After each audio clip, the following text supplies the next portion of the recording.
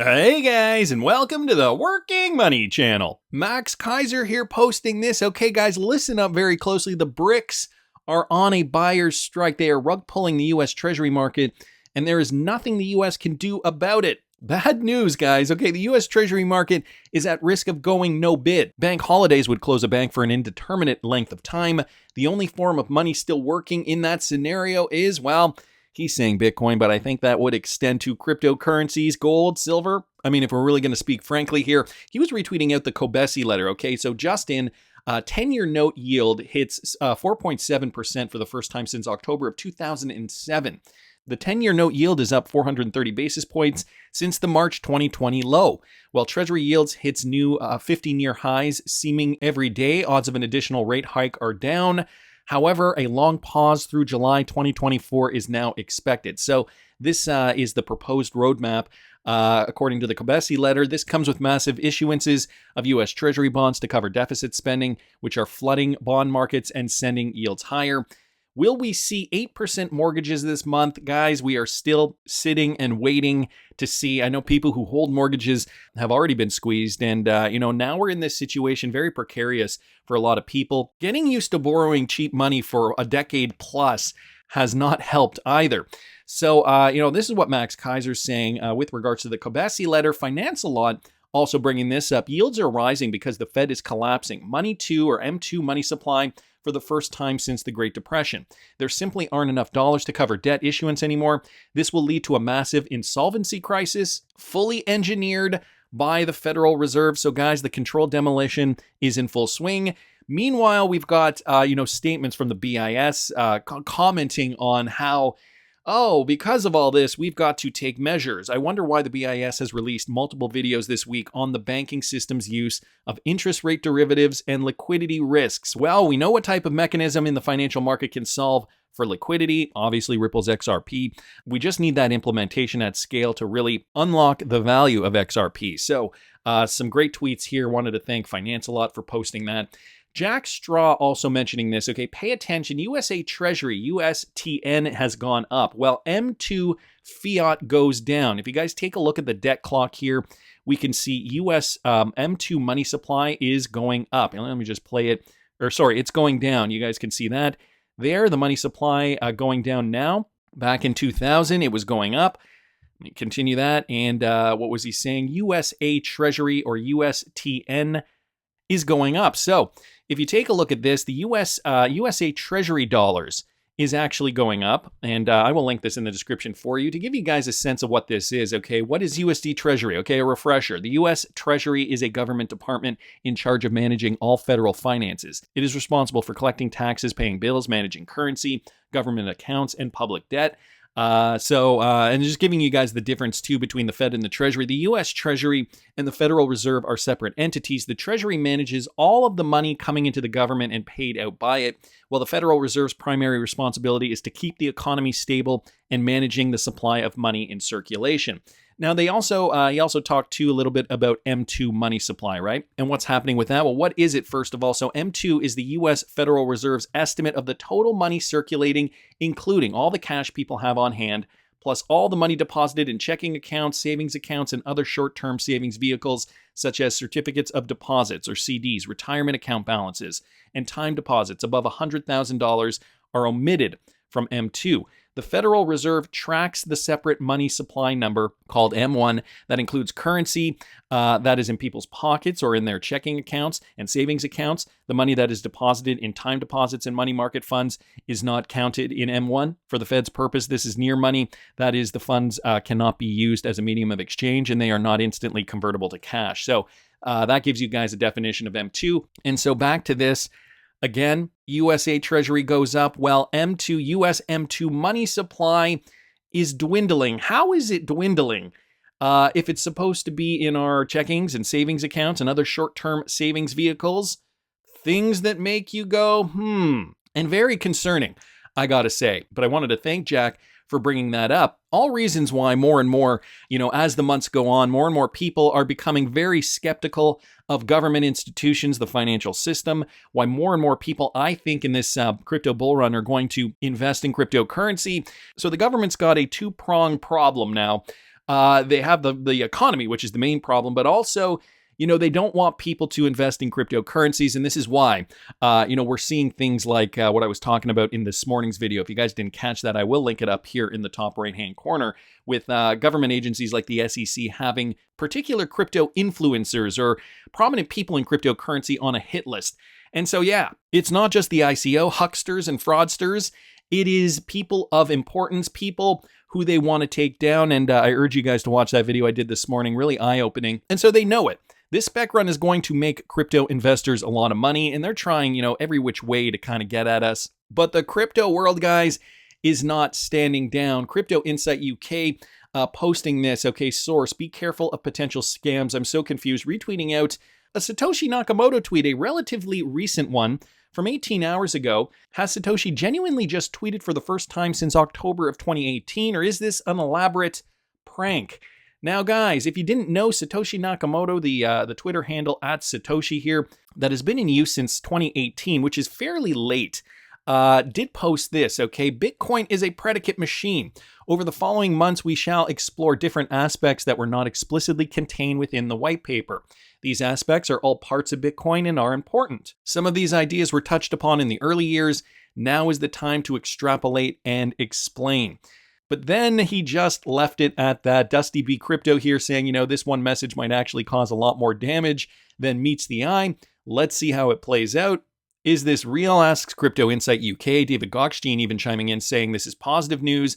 So, some people here discussing this tweet, even, wondering if this is an official Satoshi Nakamoto Twitter handle. If you guys don't remember, we may actually know, well, at least have an idea of who Satoshi Nakamoto is. Not just one person, but four. I wanted to replay you guys this audio clip for those of you guys who did not catch this back when Wheezy at Nerd Nation Unbox posted it in July of 2022. The government, well, namely Homeland Security, knows who Satoshi Nakamoto is already. We looked at Bitcoin, it was the most prevalent at that point. Pushback from our headquarters, and we thought, hey, if an agent wants to go talk to him and we have some money, why don't we send him? Let's find out how this works. So as it came to be, the agents flew out to California and they realized that he wasn't alone in creating this. There were 3 other people, and they sat down and met with them and talked to them to find out how this actually works and what their reason for it was. Worth under the Silk Road investigation. So one of our agents who started looking at another online marketplace through the deep web, which is called Black Market Reloaded.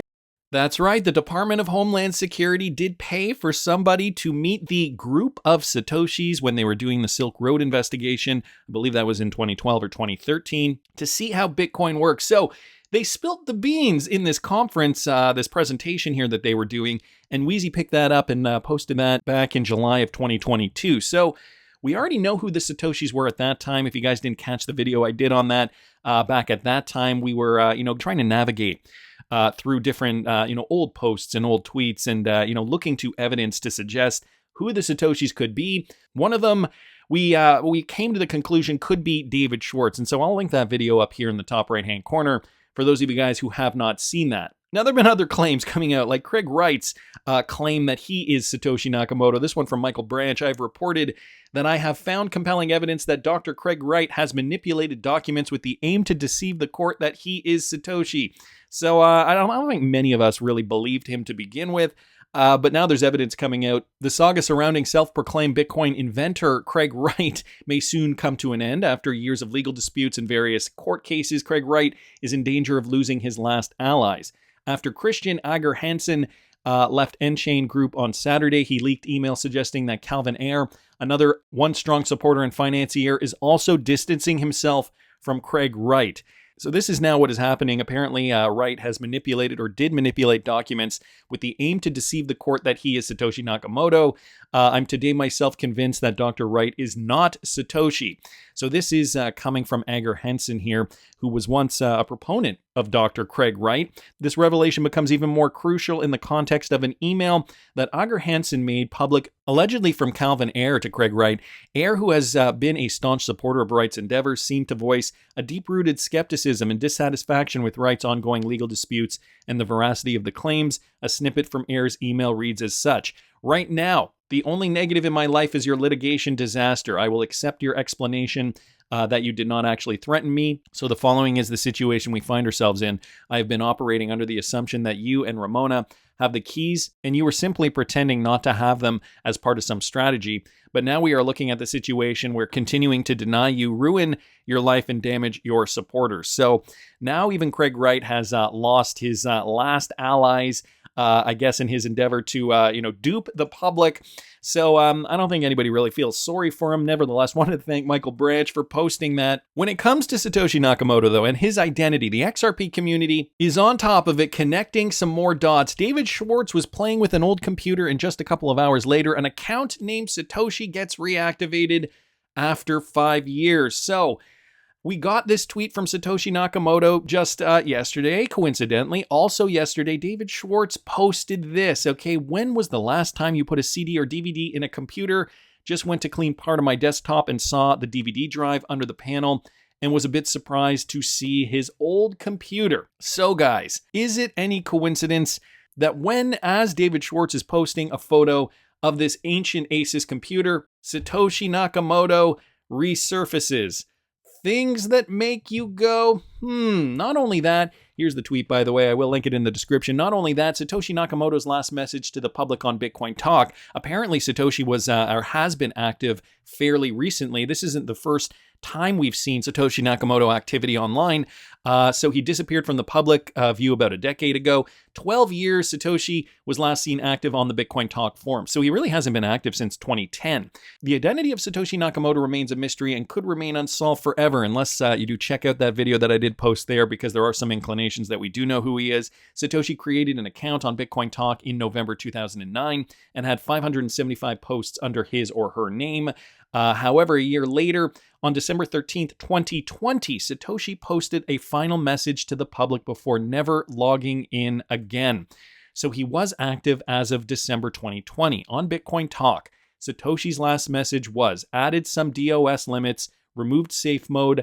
I'm doing a quick build of what I have so far in case it's needed before venturing into more complex ideas. As Gavin and I have said clearly before, the software is not at all resistant to DOS attacks. However, in the last message of the post, Satoshi emphasized that there's more work to do and logged out forever. So he did make a comment back in 2020. And so that would be after the last time he posted here on Twitter, if this is in fact his Twitter account, which I do think it is his Twitter handle, in October of 2018, saying he has more work to do. And even here, he's saying, Bitcoin is a predicate machine. Over the following months, we shall explore different aspects that are not explicitly contained within the white paper. These aspects are all parts of Bitcoin and are important. Some of these ideas were touched upon in the early years. So, very interesting connection. I mean, it is quite a coincidence that David Schwartz posted his old computer there. And not only that, guys, I'm feeling like we're discovering quite a bit here. When it comes to crypto riddlers, this coming from Anders on Twitter, 2 birds, 1 stone. Elon Musk posted this yesterday. As a summer intern many years ago, I wrote software for video games at a company called Rocket Science. This was long before SpaceX was even conceived. Didn't realize until a friend gave me a copy that he was, in fact, mentioned here in the credits. There he is there, ground control, Elon Musk. You guys can see him down in there. So this is what Elon Musk did as an intern. And check out what this game was called, guys. Loadstar, The Legend of Tully Bodine. Loadstar, you say? Yes, Loadstar. That famous Bearableguy scripture that he posted, I think it was 3 Christmases in a row. I just have Loadstar 3 up here, posted 4 years ago from the rippled Reddit Bearableguy forum here. Is it a coincidence, guys? There's now a connection to Loadstar through Elon Musk. Let's just look down here. Another tweet from Anders. Entrepreneur Elon Musk, at the time an employee of Rocket Science Games, worked as a programmer on Loadstar. He is credited as part of the ground control team. The game was intended to be the first installment of a 3-part series.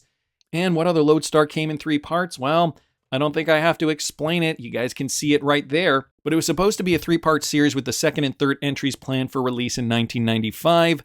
And so, as we know, Elon Musk, several years later, did start his own company. He bought X.com. Fast forward to present day, and I don't know if you guys remember back in July, Elon Musk thinks X could be half of the global financial system. Now, you couple that with a video I did regarding Elon Musk, Peter Thiel, and Andreessen holding XRP. If you guys didn't catch that video, I'll link it up here. But just to refresh your memory here, a screen grab of the XRP addresses sent to Musk, Andreessen, and Thiel. Look at how much XRP these wallets hold, at least at the time of this screen grab. And this is powered by the XRP ledger, guys. This is XRP being held in these wallet addresses. I do urge you guys to check out that video if you have not seen it. Not only that, Wall Street Silver tweeting this out. I am looking forward to the replies on this one. What's a scam that's so normalized that we don't even realize it's a scam anymore? And just a couple of days ago, Elon Musk did put it out here, fiat currency.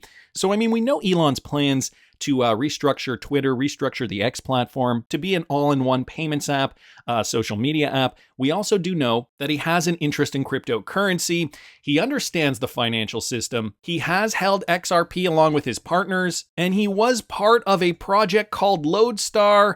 Things that make you go, I don't know, guys. Seems like too many coincidences to me. That's just my opinion. I want to hear what you guys think. Please subscribe to the channel if you haven't already. Like the video if you like the content I'm providing. I always love hearing your comments. See you in the next one, guys.